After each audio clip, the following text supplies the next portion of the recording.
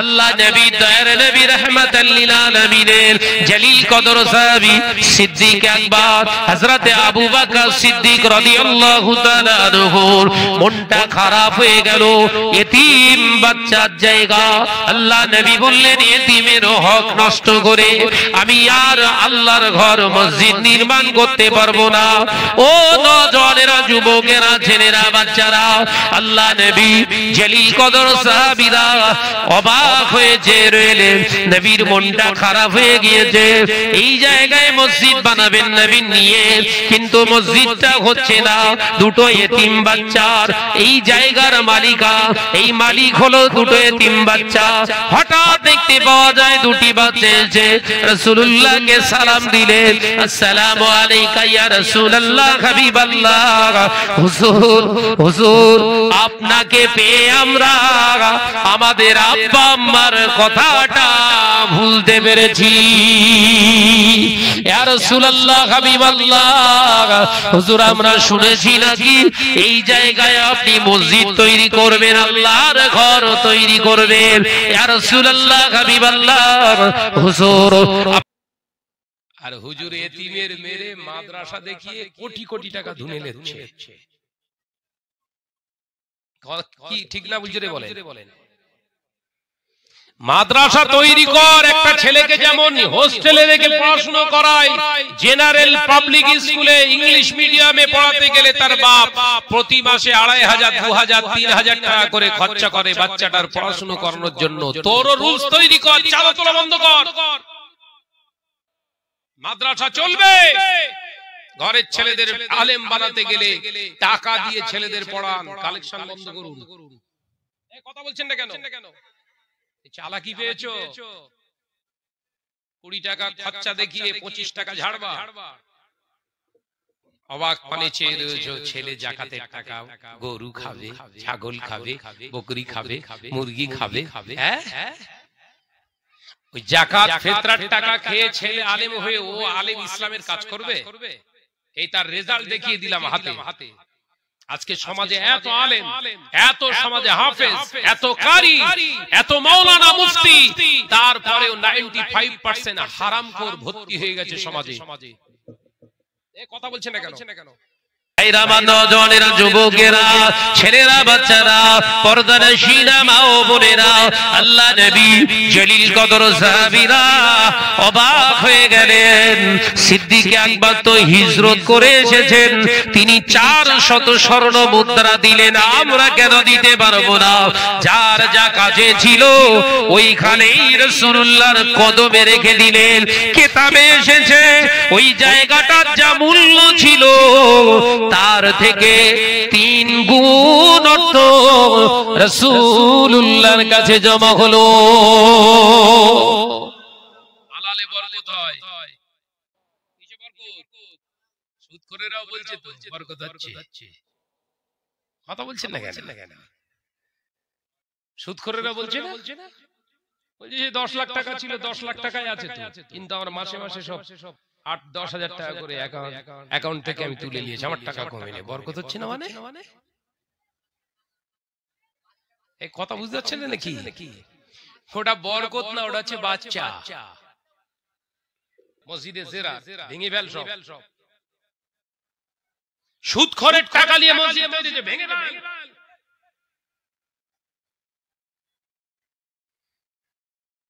কঠিন জায়গায় পৌঁছে গেছি।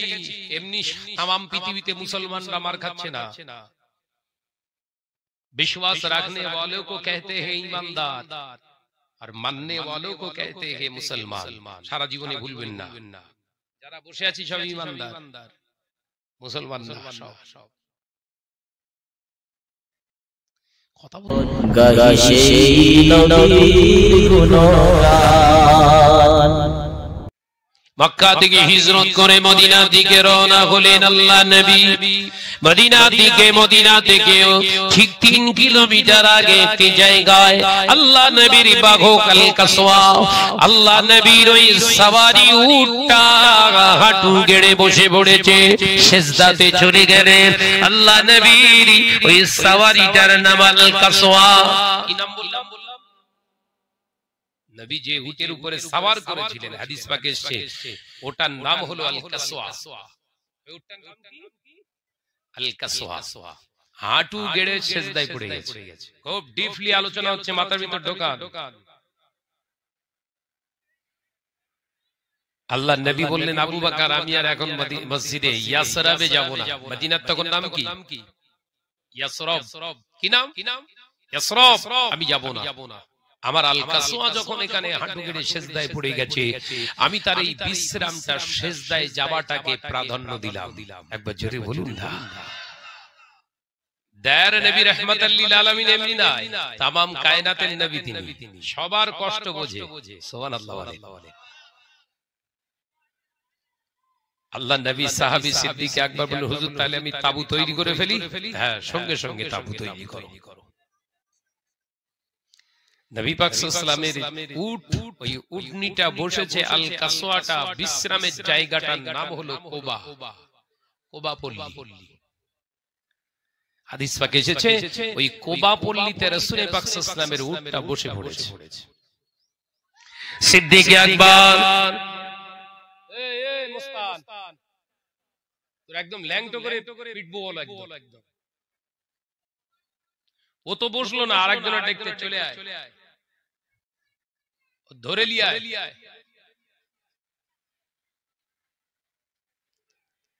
হুমকি টুমকি না দিলে ঠান্ডা হবে না, বুঝতে পারছেন কি? হ্যাঁ, সময় সময় একটু হিকমত দিতে হয়। ভাইরা, নওজওয়ানেরা, যুবকেরা, ওই কোবা পল্লীতে আল কাসওয়া বসে পড়েছে। আল্লাহ নবী বললেন, বাবা আবু বকর এইখানে তাবু তৈরি করো, আল কাসওয়া বিশ্রাম নি, পাশাপাশি আমরাও একটু বিশ্রাম নিয়ে নিই। হাদিস পাকে এসেছে ওই কোবা পল্লীতে আমার নবী 4 দিন ছিলেন, কোন রিওয়ায়েতে আছে 7 দিন ছিলেন, কোন বর্ণনায় 24 দিন ছিলেন। তিনটে হাদিসই বললাম। কদিন ছিল? 4 দিন। আল্লাহ নবী ওই অবস্থানরত অবস্থায় আল্লাহ নবীর আগমনের সংবাদটা ইয়াসরাবের মানুষরা শুনতে পেয়েছিল। দলে দলে দলে দলে আবাল বৃদ্ধ বনিতারা, তারা সকলে রাসূলের শানে কাসিদা গেয়েছিলেন। তলাআল বদরু আলাইনা মিন সানিয়াতিল ওয়াদাই ওয়াজাবা শুকরু আলাইনা মাদা লিল্লাহি দাই। ও নওজওয়ানেরা, যুবকেরা, আল্লাহ নবীকে তারা পেয়ে গেল। তারা বলেছিল আসমানের পূর্ণিমার চাঁদ এসে গিয়েছে, আজকে আমরা সৌভাগ্য। ওয়াদান ওয়াদি তলাআল বদরু আলাইনা মিন সানিয়াতিল ওয়াদাই। এই ওয়াদাই একটি উপত্যকা থেকে আবির্ভাব হয়েছে, যার চেহারা থেকে পূর্ণিমার চাঁদের মতো রোশনি বার হয়েছে। তেড়ে পীর বেরিয়েছে, তার নামে দেখছি এরকম গাইছে।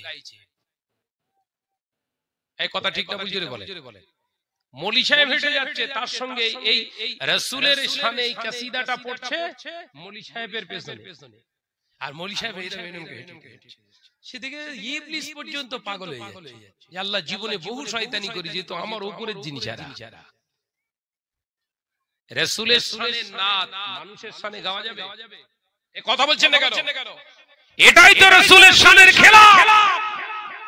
মৌলী সাহেবের কোনো ব্যাপার নেই। এরা যদি সমাজে রাহবার হয়, আগামী দিন কি হবে? নবীর অভাব হবে? 2 দিন পরে বলবে আমি তো নবী। নাউজুবিল্লাহ বলেন। বলতে বলতে কলেমা পড়েই ফেলেছে। একজন কলেমা পড়েছে না? নতুন শোনেননি? এই তো মালসাডিকের ভিতরেই। সাবধান হন, এসব ফিতনাবাজ সমাজকে ধোঁকা দিয়ে খাচ্ছে। এদের বিরুদ্ধে নয়, এদের ক্যারেক্টারের বিরুদ্ধে শাহনাজের আন্দোলন। কোন ব্যক্তির বিরুদ্ধে আমি আন্দোলন করিনি। কোরআনী চরিত্রের বিরুদ্ধে এরা জীবন গঠন করছে, এদের বিরুদ্ধে রুখে দেওয়ার দরকার আছে না নাই? এই জোরে বলে। এরা যদি ফ্রিতে আপনাদের সোনা দেয়, নেবেন না। ওই সোনা দিয়ে আপনাকে চোরের খাতায় নাম তুলবে। আপনি তো জানেন না, আপনি জানেন সোনা দিয়ে গেছে, গিয়ে রাখি রাত 2:30টার সময় দেখবেন পুলিশ এসে হাজির। ও তো দিয়ে বেরিয়ে গেছে, কথা বুঝতে পারছেন না? ও দিয়ে বেরিয়ে গেছে, ও তো আর নেই। হঠাৎ করে পুলিশ এসে বলবে, ওঠ স্যার কি ব্যাপার? দড়িকলু তলায় ঘর আমার, আমি তো কিছু জানি না মানে সেই মালটা বের কর। কোন মালটা স্যার? কোন মালটা? রুলের ঘা যে গাপাং করে ঝাড়বে কোমরে, অমনি স্যার বের করছি। দেখেছে? কোথায় পেলি? অমুক হুজুর দিয়ে গিয়েছিল। অমুক হুজুর মালটা যখন দিচ্ছিল জিজ্ঞাসা করিসনি হুজুর কোথায় পেয়েছে? কথা বুঝতে পারছেন না? মাল ফিরি দিয়ে গেছে, অমনি কপাক করে পকেটে ঢুকে নিয়েছো। কোত্থেকে এনে দিল জিজ্ঞাসা করিসনি কেন? না মা হুজুর আমি কিছু জানি না। মার বাড়বে না কমবে? মলি সাহেব দেখে শুনে আনবেন ভিটেই, নাহলে খবর বলো। কথা বুঝতে পেরেছেন তো নাকি? দাদা পীর রাহমাতুল্লাহর নীতি আদর্শকে ফলো করে চলুন, পাঁচ হুজুর কেবলার নীতি আদর্শকে ফলো করে চলুন।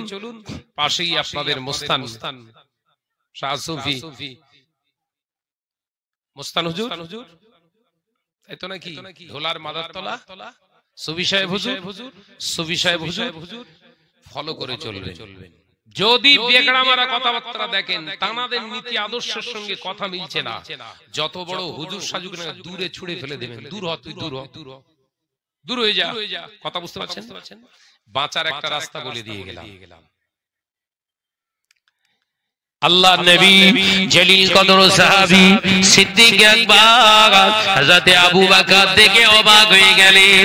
এত ভালোবাসে আমার নবীকে, মক্কার মানুষগুলো রাসূলুল্লাহকে মারবে বলে পাগল হয়েছিল, আর ইয়াসরাবের মানুষগুলো রাসূলুল্লাহকে পাওয়ার জন্য পাগল। দুটোই তো পাগল, একটা পাগল গ্রহণ করার জন্য আর একটা পাগল দূরে ঠেলে দেওয়ার জন্য। আমি আবু বকর আমার ভিতরে বিশ্বাস হয়ে গিয়েছিল ইসলামের দাওয়াতটা এই মদিনা শরীফ থেকে গোটা বিশ্বে জয় এনে দেবে ইনশাআল্লাহ। একদিন এই মদিনা শরীফ থেকে গোটা বিশ্বের জমিনে দাওয়াত পৌঁছে যাবে। একবার জোরে বলুন না। আল্লাহ নবী দয়ার নবী রহমাতাল লিল আলামিন হুজুর আমার সমস্ত মদিনা আগত আবাল বৃদ্ধ বনিতা রাসূল পাকের দরবারে ওই কুবা পল্লীতে এসে হাজির। আল্লাহ নবী 4 দিনের মাথায় মনের ভিতরের আশাটা প্রকাশ করলেন, ও আমার সাহাবীরা, যে জায়গায় আমার আল কাসওয়া সিজদা করেছে ওই জায়গায় আমি নবী জায়গায় আল্লাহর ঘর মসজিদ বানাতে। একবার জোরে বললেন না? যে জায়গায় আমার আল কাসওয়া সিজদা করেছে ওই জায়গায় চাই আমি রাসূলুল্লাহ একটা মসজিদ বানাতে। আল্লাহ নবী জলিল কদর সাহাবী ওই কুবা পল্লীর সবথেকে ধনী সাহাবী নাম হযরত আবু আইয়ুব আল আনসারী রাদিয়াল্লাহু তাআলা আনহু এসে বললেন, ইয়া রাসূলুল্লাহ হাবিবাল্লাহ, ওই জায়গায় আপনি মসজিদ বানাবেন না, আপনি অন্য কোথাও মসজিদ বানান, কারণ ওই জায়গাটা হলো দুটো এতিম বাচ্চার। আপনি যে জায়গাটা চয়েস করেছেন, চুজ করেছেন, ওই জায়গাটা এখন এতিম, দুটো এতিম বাচ্চা। হুজুর ওইখানটায় আপনি যদি মসজিদ বানান, ওই দুটো এতিম বাচ্চা নিঃস্ব হয়ে যাবে, তাদের বাপ নেই ইয়া রাসূলুল্লাহ। আল্লাহ নবী বললেন, না না না, এতিমদের মেরে, এতিমের হক মেরে আমি ধর্ম শেখাতে আসি না। একবার জোরে বলে, একবার জোরে বলে। আর হুজুর এতিমের মেরে মাদ্রাসা দেখিয়ে কোটি কোটি টাকা ধুনে নিচ্ছে। কি ঠিক না? বুঝে বলেন। মাদ্রাসা তৈরি কর, একটা ছেলেকে যেমন হোস্টেলে রেখে পড়াশোনা করায়, জেনারেল পাবলিক স্কুলে ইংলিশ মিডিয়ামে পড়াতে গেলে তার বাপ প্রতি মাসে 2500, 2000, 3000 টাকা করে খরচা করে বাচ্চাটার পড়াশোনা করানোর জন্য। তোর রুলস তৈরি কর, চাঁদা তোলা বন্ধ কর, মাদ্রাসা চলবে। ঘরের ছেলেদের আলেম বানাতে গেলে টাকা দিয়ে ছেলেদের পড়ান, কালেকশন বন্ধ করুন। কথা বলছেন না কেন? চালাকি পেয়েছো? 20 টাকা খরচা দেখিয়ে 25 টাকা ঝাড়বা। এসব বললি রেগে যায়। কথা বুঝতে পারছেন না? আমি কি কথাগুলো খারাপ বলছি না ভালো? ঠিক না ভুল? করেন মাদ্রাসা করেন, পুরো পঠন পঠন খাওয়া দাওয়া হোস্টেল চার্জ সব থাকবে তার ভিতরে। একটা ছেলেকে যদি এফআরসিএস লয়ার ডাক্তার বড় এমবিবিএস ডাক্তার করতে তার বাপ যদি তার পিছনে এত টাকা খরচা করে, এই ছেলেটাকে আলেম বানাতে টাকা খরচা করবে না কেন? হাফেজ বানাতে টাকা খরচা করবে না কেন? হাত পাতবা হাত। যাকাতের টাকা কার খাওয়া জায়েজ তুমি জানো না হুজুর? সাদগার টাকা কার জন্য জায়েজ কার জন্য জায়েজ নেই তুমি জানো না? সব এনে মেরে মুচড়ে ঢোকাচ্ছ, বললে খুব খারাপ লাগে না? এতিম মিসকিন টাকা সবার জন্য জায়েজ খাওয়া, এই কথা বলছেন না কেন? 1000 টাকা করে খরচা লেচ্ছে, কি দরদ তোমার? এই দরদ দেখাতে বলেছে কে তোমার? মাসে 1500 টাকা খরচা 1500ই দিতে হবে আপনাকে, নইলে আমি ভর্তি নেব না। হুজুর আমার 4 চাকা গাড়িতে করেছে ছেলেকে মাদ্রাসায় পড়াতে, ভর্তি করতে এসেছে 4 চাকা গাড়ি দিয়ে, মোটরসাইকেল নিয়ে এসেছে, আর মাসে হুজুর 1000 টাকা করে জুতো দিয়ে পেটা। ছেলেকে আলেম বানাবি 1000 টাকা মাসে খরচা, তো চা খরচা লাগে 1500 টাকা। এই কথা বলছেন না কেন?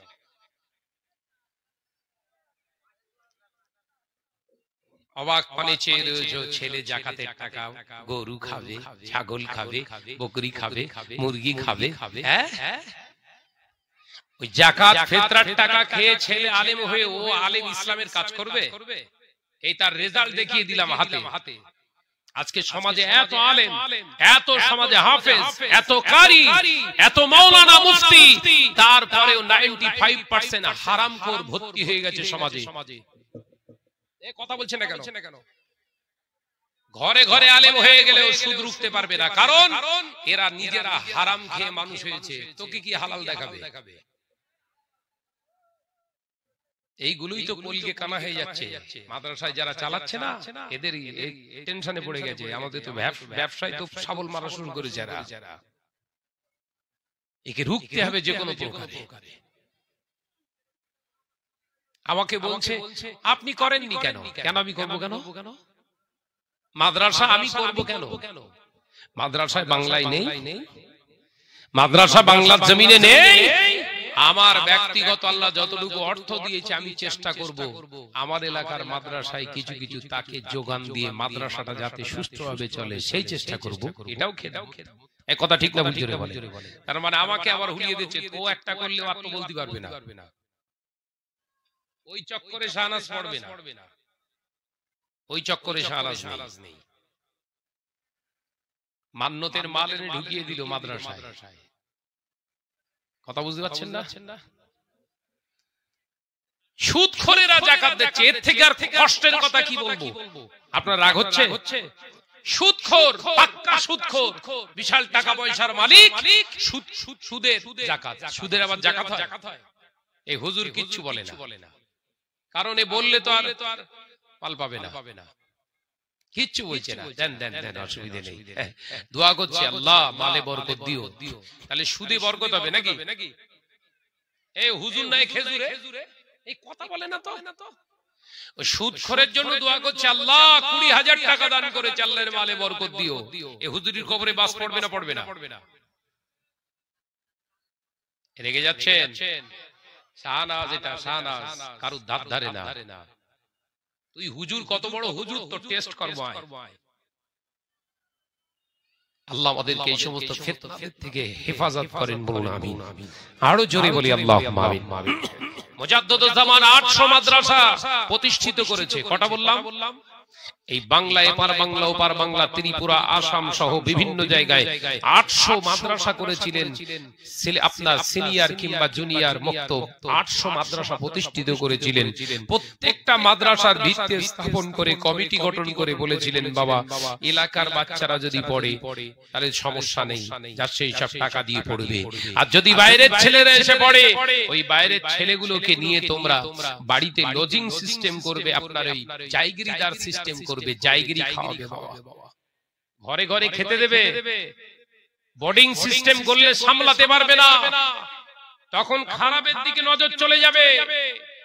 তোমরা ওই বাচ্চাগুলোকে খাওয়াবে জায়গিরি সিস্টেম, 30টা কি 40টা ছেলে গ্রামের মানুষদেরকে বলবে বাবা তোমরা দুবেলা করে খেতে দেবে একটা করে বাচ্চা, প্রয়োজনে তোমাদের হাতে দুটো একটা কাজ তোমরা করিয়ে নেবে, তাহলে ওই বাচ্চাটার জন্য খাওয়াটা তাদের জন্য হালাল হয়ে যাবে। একবার জোরে বলুন।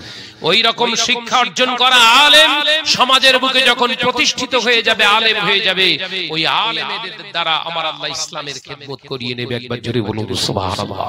আজকে আলেমের অভাব সমাজে, বলেন বড় কষ্ট নিয়ে বলছি, সমাজের আলেম অভাব, সমাজে আলেমের অভাব নেই, হাফেজের অভাব নেই, কারীর অভাব নেই।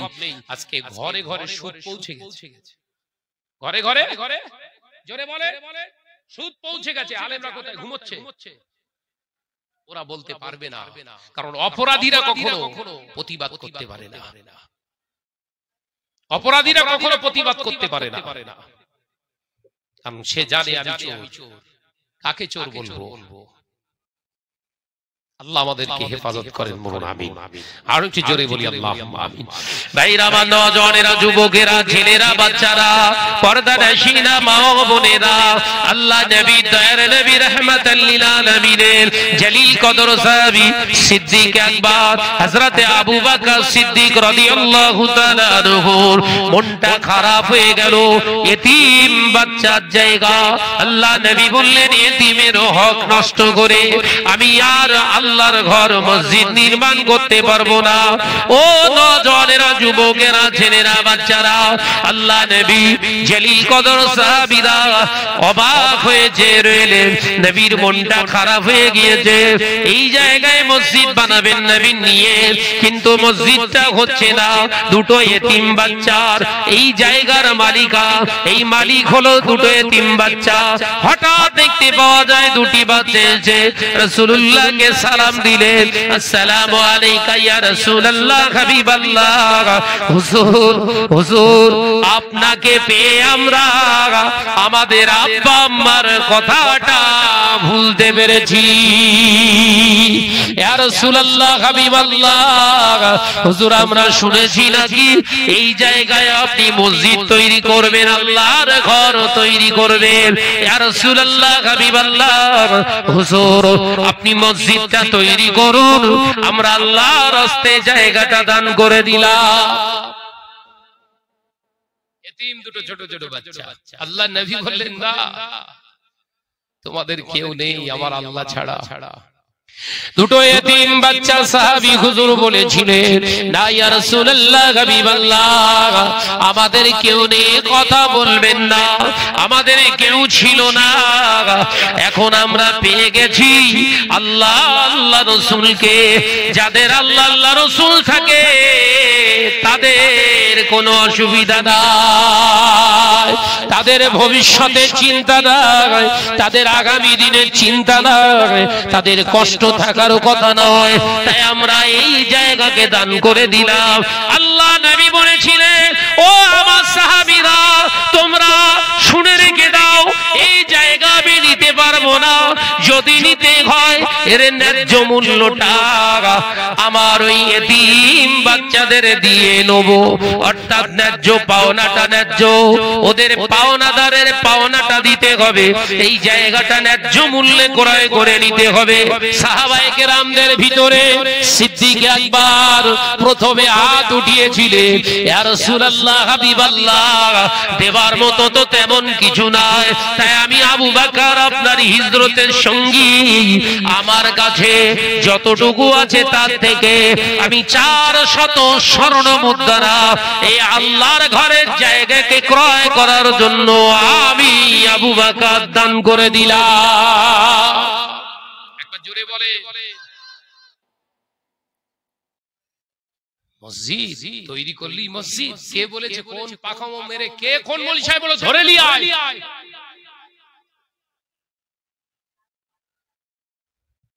সুদখোর টাকা দিচ্ছে, মসজিদ বানাচ্ছ, নির্লজ্জ বেহায়া।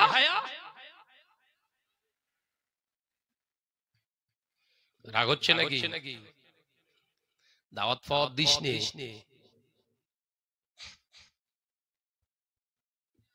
সাহাবায়ে কেরামরা প্রশ্ন করছে, ইয়া রাসূলুল্লাহ, হাবিবাল্লাহ, আমরা মসজিদ বানাবো। আল্লাহর নবী চুপ করে আছে, একটা কথা বলেন। আবার বলছে, ইয়া রাসূলুল্লাহ, অনেক দূর থেকে আসতে হয়, আমরা একটা মসজিদ নির্মাণ করতে চাই। নবী লা জবাব, কোনো কথা নাই, চুপ করে আছে। সিদ্দিক আকবরের পাশে বসে থাকা ফারুক আযম উঠে দাঁড়িয়েছে, ইয়া রাসূলুল্লাহ, হাবিবাল্লাহ, আমি হযরতে ওমর মনে করছি একটা তালিমে কোরআনের প্রতিষ্ঠান বানাবো। রাসূল বললেন, সাহাবীরা দেরি করো না, এক্ষুনি তোমার ভাই ওমরের সঙ্গে হাতে হাত দিয়ে এক্ষুনি একটি তালিমে কোরআনের প্রতিষ্ঠান তোমরা তৈরি করো। একবার জোরে বলে। মসজিদ ঘন ঘন হোক রাসূলুল্লাহ চাইতেন না। আর কি হচ্ছে সব এই কথা বলে না তো। দক্ষিণ পাড়ারা বলছে উত্তর পাড়ারা মসজিদ তৈরি করেছে, ওরা একা মোস্তানি করবে, আমরা একটা করব। বাবাজি কম্পিটিশন চলছে তো, মসজিদ হচ্ছে, মসজিদে জেরা ভেঙে ফেল সব, সুদখোরের টাকা নিয়ে মসজিদ তৈরি হচ্ছে, ভেঙে ফেল।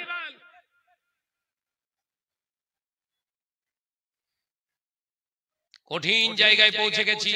এমনি তামাম পৃথিবীতে মুসলমানরা মার খাচ্ছে না। विश्वास रखने वालों को कहते हैं ईमानदार और मानने वालों को कहते हैं मुसलमान। सारा जीवने भूलবেন না, যারা বসে আছি সব ঈমানদার, মুসলমান না সব।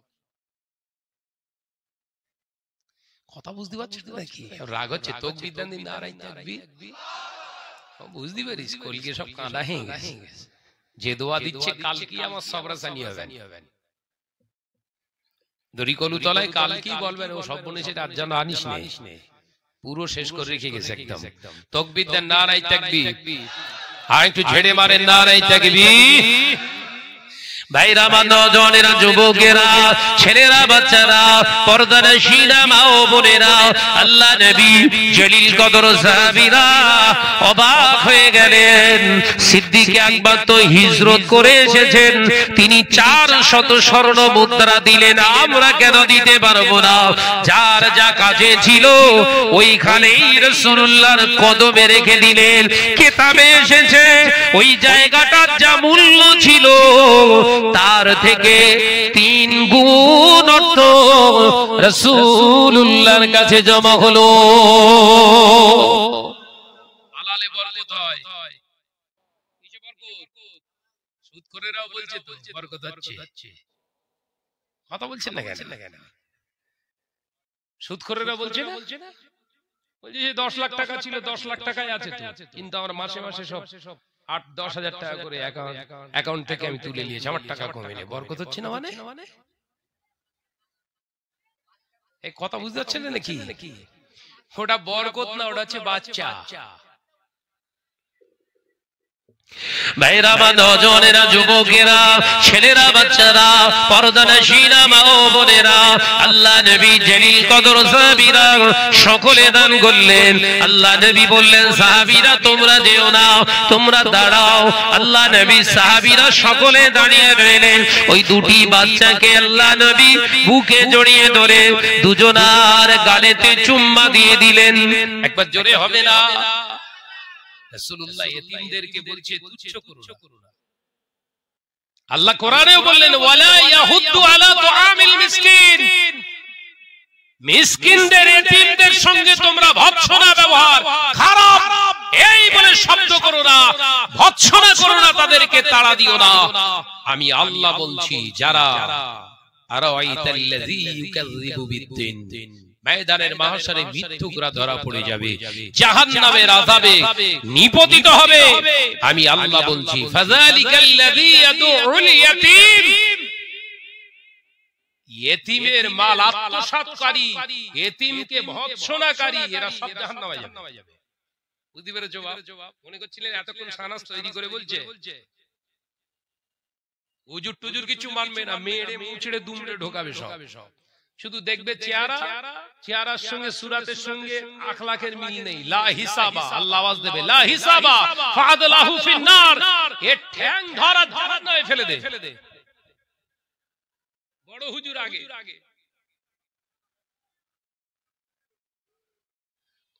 পীর হতে গেলে মিডিয়ার দরকার হয় না। আসল পীর আসল আলেম হতে গেলে মিডিয়ার প্রয়োজন হয় না। আল্লাহ ওয়ালা হতে গেলে ক্যামেরার দরকার হয় না। আল্লাহ ওয়ালা হতে গেলে মাথায় ওড়না দিয়ে চাপা দিয়ে বসে জিকির করা লাগে না। আল্লাহ ওয়ালা যারা হয়ে যায় মানুষের অন্তরে অন্তরে আল্লাহ দাওয়াত পৌঁছে দেয়। একবার জোরে বলুন, একবার জোরে বলেন। এখন তো সব ক্যামেরার সামনে পীর হচ্ছে, কথা বলছেন না কেন? তাকবীরের শেষ নেই। কেউ একজন বলেছে পীর হেসে আতখানা হয়ে যাচ্ছে, প্রতিবাদ করতে পারলেন না। এই বেয়াদব চুপ চুপ, কে পীর হয়েছে? বোঝা যেত লোকটা আখলাকি মানুষ। রাসূলুল্লাহ বললেন কেউ যদি কারুর পাশে দাঁড়িয়ে পাশে বসে প্রশংসা করে, রাসূল বলছে ও অবশ্যই ও ধ্বংস করছে, হাদিসের খেলাফ, ও মজা লিচ্ছে। তার মানে বললি শাহনাজ খারাপ না, এই বললে বিরাট বড় ধ্বজাধারী আলেম, তোমার ইলমিয়াতের এই অবস্থা। ভাইরা আমার, নজরেরা, যুবকেরা, ছেলেরা, বাচ্চারা, পর্দানশীনা মা ও বোনেরা, আল্লাহ নবী সাহাবায়ে কেরামদেরকে ডেকে বললেন তোমরা শোনো, এই দুইজন এতিম বাচ্চার জায়গাটা আমি নবী তিনটি তাসকিন করলাম, তিনটি ভাগে ভাগ করলাম, দুটো ভাগের ন্যায্য মূল্য তাদেরকে দিয়ে দিলাম, আর একটা ভাগ তাদের থেকে দান নিয়ে নিলাম। কেন জানো সাহাবীরা, আজকে যদি এতিমদের কাছ থেকে তাদের দান যদি আমি গ্রহণ না করি, কিয়ামত পর্যন্ত আমার উম্মত যারা এতিম হয়ে যাবে ওরা আর দান করার সুযোগ পাবে না। একবার জোরে বলেন, একবার জোরে হবে না? তাই আমি রাসূলুল্লাহ সাল্লাল্লাহু আলাইহি ওয়াসাল্লাম এতিমদের দান করার কত একটা ইবাদতের রাস্তা খুলে রেখে গেলাম। তাই দুইজন ভাইয়ের কাছ থেকে আমি নবী একটা অংশ দান হিসাবে নিয়ে নিলাম। আরেকবার জোরে হবে না? আল্লাহ নবী বললেন উনজুরু ইলা জিবাল, ও আমার সাহাবীরা দেখো দেখো, ওই যে পাহাড় দেখা যায় ওই পাহাড়ের দিকে তোমরা চলে যাও। ওই পাহাড়ের পারদেশে বড় বড় নুড়ি পাথরগুলো পড়ে আছে, ওই পাথরগুলো তোমরা হাতে করে বহন করো। কিছু সাহাবায়ে কেরামদের নিয়ে আল্লাহ নবী নিজে আবার জায়গাটা পরিষ্কার করলেন। আবর্জনা খাজুরের ছোট ছোট ঝোপঝাড়ি ছিল, আল্লাহ নবী নিজে হাতে করে পরিষ্কার করলেন। সমস্ত সাহাবায়ে কেরামেরা পাথরগুলোকে বহন করে করে রাসূলুল্লাহর কাছে দিলেন। আল্লাহ নবী হুজুর আকরাম সাল্লাল্লাহু আলাইহি ওয়াসাল্লাম ওই পাথরগুলোকে মোবারক হাত দিয়ে একটার পর একটা সাজিয়ে সাজিয়ে একটা রেখা তৈরি করলেন। আল্লাহ নবী এবার নিজে পাহাড়ের কাছে গেলেন, পাহাড়ের কাছে গিয়ে একটা বড় প্রস্তর খণ্ড মোবারক হাত দিয়ে উঠিয়ে নিয়ে বুকে জড়িয়ে ধরে টুক টুক টুক টুক করে নবী হেঁটে হেঁটে আসে। সাহাবায়ে কেরামেরা বললেন ইয়া রাসূলুল্লাহ, হাবিবাল্লাহ, আপনি নিজে পাহাড়ের পাথর বহন করবেন হতে পারে না, আমাদের কাছে দেন। আল্লাহ নবী বললেন নেতা যারা হয় তাদের কর্তব্য কষ্টটাকে অনুভব করা, তাই আমি রাসূলুল্লাহ নেতার কাজটাকে একটু দেখিয়ে গেলাম। একবার জোরে বলেন। মসজিদের সেক্রেটারি ফান্ডে অনেক টাকা রয়েছে, ঠ্যাঙের উপর লেবার লাগিয়ে, ঠিক বলছি তো বাজি? মসজিদের সেক্রেটারি লে কর কর কর কর, ও ঠ্যাং ভেঙে ফেল একদম। সেক্রেটারি হয়েছে নাম কেনার জন্য, নাম কিনছো? মসজিদের ফান্ডের টাকা খরচা হচ্ছে, তোমার গায়ে বাজছে না? না, পর কা মাল দরিয়া মে ডাল। কথা বলছেন না কেন? এইসব প্রতিবাদী ভাষা নেই, সমাজ দুর্গন্ধ করে ফেলেছি আমরা। সমাজের বুকের প্রতিবাদ প্রোটেস্ট যদি আমরা করতাম, অন্তত মসজিদ মাদ্রাসাগুলো সমাজের এই সমস্ত অবক্ষয় অধঃপতন গুলো নেমে আসতো না। সব শেষ হয়ে গেছে। আমরা ভাবছি নামাজ কালাম করছি, আমার কোনো টেনশন নেই, আমার জায়গা বহাল তবিয়াতে ঠিক আছে। শোনেন, আল্লাহ বললেন কোরআন পাকের ভিতরে, আল্লাহ বললেন নামাজ, রোজা, হজ, যাকাত শুধু তোমাকে জান্নাত দেবে না। নামাজ, রোজা, হজ, যাকাত তুমি আদায় করছো, প্রত্যেকটার ফেস টু ফেস হিসেব দেয়া লাগবে আপনার। নামাজটা পড়েছিস হালাল ভাবে পড়েছিস তো? প্রথমেই শুরুতে হাদিস বলেছিলাম, মনে আছে? রাসূল বললেন লাহমুন হারামা লা ইয়াদখুলুল জান্নাহ। নবী বললেন হারাম খেয়ে শরীরে গোশত তৈরি হয়ে গেছে, গোশতটা জান্নাতে যাবে না। তাহলে নামাজ কি করলে হবে? তো দেখেছেন কি করে কাটছে, এই কথা মাথায় ঢুকছে তো নাকি? নামাজ পড়ে কপাল কালো হয়ে গেছে, হারাম খেয়ে শরীর ফুলিয়ে ফেলেছিস, তো জাহান্নামে যেতে হবে। তারপরে আরেকটা রাসূলের হাদিস বলেছি, মনে পড়ছে? নবী বললেন নাপাক অবস্থায় জুনুবি হালাতে মৃত্যুবরণ করেছে, কিসে? লা ইস্তানজিরুনা মিনাল বাউল, ইস্তেঞ্জা করতে যে পেশাবের ছিটা গায়ে লেগে গেছে, খেয়াল করেননি, ওই অবস্থায় যদি মৃত্যু হয়ে যায়, রাসূল বললেন কবরটা আযাবের কবর হয়ে যাবে।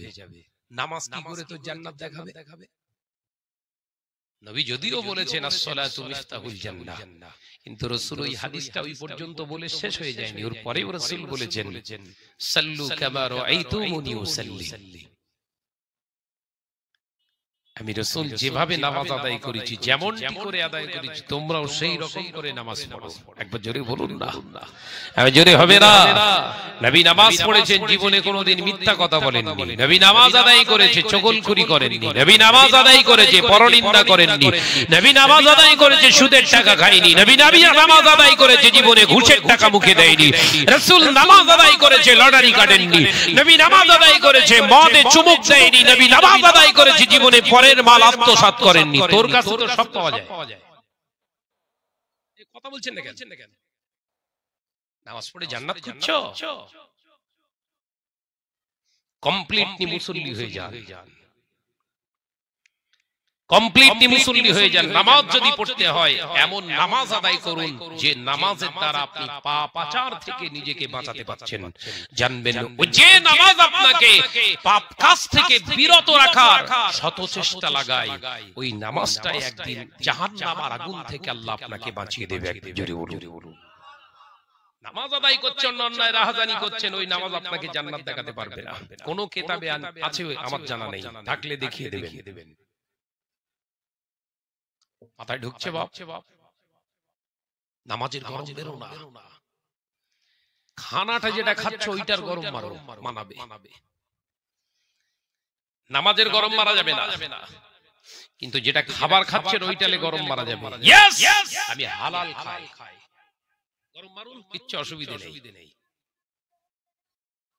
নামাজ আমি পড়ি, নামাজ আমি পড়ি, 5 ওয়াক্ত পড়ি, 6 ওয়াক্ত পড়ি, 7 ওয়াক্ত পড়ি, তাহাজ্জুদ পড়ি, আবাবিল পড়ি, সালাতুল আপনার ইসরাকের নামাজ পড়ি, সালাতুত তাসবিহ নামাজ আদায় করি। করেন বাপ, করেন।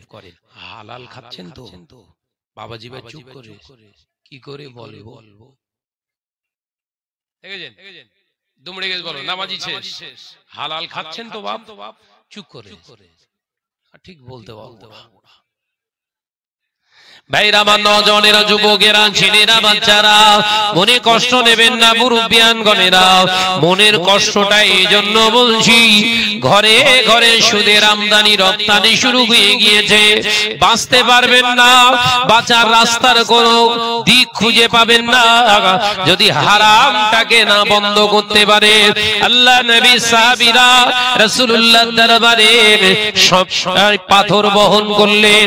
আল্লাহ নবী ওই বড় পাথরটা নিয়ে একটি জায়গায় রেখে ঠিক বাম সাইডে চেপে পাথরটা রেখে দিয়ে রাসূল পাথরের উপরে দাঁড়িয়ে বললেন, ও আমার সাহাবীরা, এটা হলো মসজিদে কুবার মেম্বার। একবার জোরে বলুন, একবার জোরে হবে না? এটা হলো মসজিদে কোবার মেম্বার। আমি মসজিদে কোবার ফজিলত বলছি, ও আমার সাহাবীরা শুনে রেখে দাও, কিয়ামত পর্যন্ত এই মসজিদে যত আমার উম্মত উম্মতি এসে 2 রাকাত করে নামাজ আদায় করবে, আল্লাহ এই 2 রাকাতের নামাজের পরে প্রত্যেক উম্মতির নামায় আমলে একটা মকবুল উমরা হজের সওয়াব দান করে দেবে। জোরে বললেন না? কি ভাবছেন? তাহলে মসজিদ হলেই সওয়াব? মসজিদ তৈরি করলেই মসজিদ নাকি? বড় লম্বা মিনার করলেই ফজিলত বেশি নাকি? হালাল মাল থেকে তৈরি করুন। দেখেন দেখেন রাসূলের মসজিদ, দেয়াল নেই, উপরে ছাউনি নেই, শুধু খাজুর গাছের দুই সাইডে গোড়ে মানে গোড়া থাম্বা তৈরি করে একটা পাথর বসিয়ে দিয়ে সেই পাথরের উপরে রাসূলুল্লাহ দাঁড়িয়ে খুতবা দিলেন। ও আমার সাহাবীরা, কিয়ামত পর্যন্ত এই মসজিদে যারা 2 রাকাত নামাজ আদায় করবে, প্রত্যেকটা উম্মতের নামায় আমলে যারা এখানে মসজিদে নামাজ পড়বে 2 রাকাতের বিনিময়ে একটা করে মকবুল উমরা হজের সওয়াব দান হবে। একবার জোরে বলুন। যাও হয়েছে তো মসজিদে কোবাবাজি আছেন তো? মানুষ ভেতরে ঢুকলে আর ফাঁকাই বেরোতে চায় না। আপনাদের নেক দোয়া, আমি তো 3 বার গেছি, একবার নয়। আল্লাহ নিয়ে গেছে, আবার এই সামনে 13-14 দিন পর আল্লাহ চাইলে আবার চলে যাব। মন চায় না আসতে। আর এদিকে সব মসজিদে, আমাদের সব এলাকার মসজিদে ঢুকলে মন চায় না ওর ভেতরে বসি। সব সময় কখন বেরোবে এই ধান্দা। এই কথা বুঝতে পারছেন না? আমি কি ঠিক বললাম না ভুল? মসজিদে গেলে এসি চলছে মসজিদে, আরে মিয়াজি এসি চলছে, হাই স্পিড ফ্যান, দিব্যু থির হয়ে বসে থাকবে না।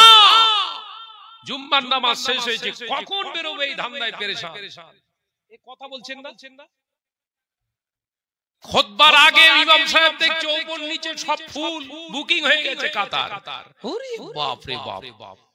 খুতবা শেষ, 2 রাকাত শেষ, আসসালামু আলাইকুম ওয়া রাহমাতুল্লাহ, আসসালামু আলাইকুম ওয়া রাহমাতুল্লাহ। 10 কাতার ছিল, 2 কাতার এসে দাঁড়িয়ে রয়েছে, বাকি 8 কাতার ফেরেশতা সব উড়ে চলে গেছে। কথা বলছেন না কেন? কথা বলে না, তার মানে মন বসছে না। রাসূল আবার জানিয়ে দিলেন, বাবা সাহাবীরা, এমন একটা দিন আসবে, সময় আসবে, যেদিনে দেখতে পাওয়া যাবে আমার উম্মতেরা নামাজ আদায় করবে, রোজা আদায় করবে, হজ আদায় করবে, যাকাত আদায় করবে, টুপি পরবে, দাড়ি রাখবে, জুব্বা পরিধান করবে, বড় বড় মসজিদ বানাবে। ও আমার সাহাবীরা, আমি নবী জানিয়ে দিলাম মসজিদ ভর্তি মুসল্লি পাওয়া যাবে, কিন্তু আল্লাহকে ভয় করনে ওয়ালা আর মুসলমানের অভাব হয়ে যাবে। আল্লাহ নবী সাহাবীরা প্রশ্ন করেছিলেন, ইয়া রাসূলুল্লাহ, হাবিবাল্লাহ, কারণটা কি একবার দয়া করে বলুন। আল্লাহ নবী বলেছিলেন, অলির রিবা, তার কারণ হবে উম্মতের ভিতরে সুদের লেনদেন। কি বলছে? বল বাপ, বল, আমি করিসনি। মুসলমান নামাজ আদায় করবে, রোজা আদায় করবে, হজ আদায় করবে, যাকাত আদায় করবে, বিরাট বড় বড় আলিশান সৌন্দর্য মণ্ডিত বিউটিশিয়ান মসজিদ তারা বানাবে।